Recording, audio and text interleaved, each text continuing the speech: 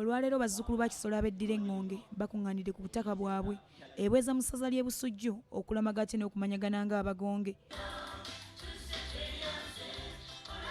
Omukolo gutandise n'okusaba okw'enjawulo okukulembeddwamu Reverend Canon David Kalebu bamulanze eki bw'abadde abuulira akalaatidde abazzukulu bulijjo okujjumbira enkola ey'okulamaga kubanga kiyamba okukuuma obumu obuvaako enkulaakulana eya nnamaddala. Tulamaga olw'okukyusibwa olw'obulungi, tulamaga olw'okwezza obuggya mu mpisa zaffe n'ennono zaffe. Okusaba kukulembeddwamu bagonge bokka era Reverend Canon Joseph Sonko Kaboggoza asinzidde wano n'avumirira abakulembeze abeegulidde erinnya mu kwegulumiza nga bwe bakola ku bantu bannaabwe ebikolwa ebyekko. Amalala abamu nga beefuula ab'ekitalo abatagambwako twalwana ejjoogo n'okuyiikiriza bangi nga bagobwa mu bibanja byabwe ku butaka bwabwe ku mataka gaabwe nga bituuse bya munafu tabaako kikye. Omukulu w'ekika ky'engonge Omutaka Kisolo Muwanga Ssebyoto Mathias Kaboggoza asinzidde wano n'akuutira bazzukulu be okuyambagana mu buli kimu kibayamba okusitula ekika kyabwe. Ndabye nga tulina obukugu obw'enjawulo mu bantu abali wano. Mbadde nsaba buli omu yeeyambise munne mu bukugu bwe tulabe nga tukulaakulanya ekika. Omutaka Kisolo ategeezezza ng'ekiseera bwe kituuse ekika ky'engonge kyeddiza obwannannyini ku lubugo era waliwo emitendera gye batandiseeko omuli okulima emituba n'okunoonya akatale ak'ebikolebwa mu mbugo. Bwe tweyambisa abantu abafaanana bwe bati ne tuteekateeka mu lubugo lwaffe ne tuggyamu ebintu ebirungi nkakasa nga bijja kutwongerako okugenda mu maaso. Kisolo era avumiridde ekyabazzukulu abeesuulamu akalogojjo nga beefuula abalabikirwa ku nsonga z'ekika ky'engonge nti basaanye okwekomako kubanga teri gye bibatwala okuggyako okuzza ekika emabega. Ndowooza bwe tuba tunaatambula tulina okwewala abantu abafaanana bwe bati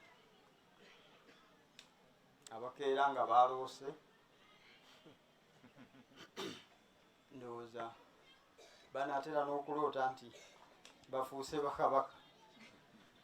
Katikkiro w'ekika ky'engonge Edrisa Kitandeza abasajja ayanjudde alipoota y'omwaka omuli ebikoleddwa mu ofiisi ya jjajja ebiruubirirwa okutuukibwako mu mwaka guno omuli okuttaanya ebikoleddwa ate n'ebyo ebisoomooza ekika ky'engonge omuli abakulembeze abeesuulirayo ogwa naggamba obwavu n'ekibbattaka ekisusse. Ttaka tubulina n'ettaka weerire naye waliwo okusoomozebwa okutono okutwetaagisa era mbasaba bwe tunaaba tuzze mutuyambe kubanga mumanyi ekigambo ttaka mu mbeera z'ennaku zino nga tugenda kulaba nti tunyweza ettaka n'obwannannyini ate butire ddala mu nteekateeka ey'olukiiko lwa trustee.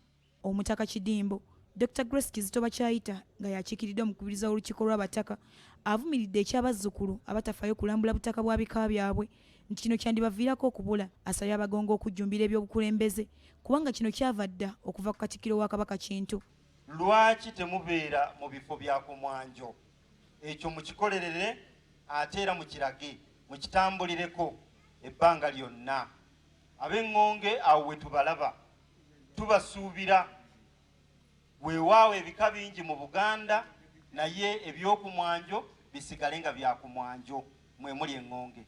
Akulira olukiiko oluzimbi olwawomya omutwe mu kuzimba ennyumba y'obutaka Oweekitiibwa Dr. Gasita Lulentake asabye bazzukulu banne mu kika ky'engonge okujjumbira enteekateeka zonna kiyamba okukuza ekika ky'engonge.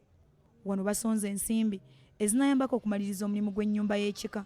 Omukolo guno gwetabiddwako ebikonge mu kika ky'engonge omuli Kagge eyawummula Tofiri Male okweza Kivumbi, abakulu mu ggye ly'eggwanga Francis Semwanga nannyini essomero lya Pride College, bannaddiini n'abazzukulu abalala bangi. Wabaddewo n'okugaba satifikeeti eri ttiimu y'omupiira ogw'abawala n'abalenzi mu kika ky'engonge abeetaba mu mpaka z'ebika 2019.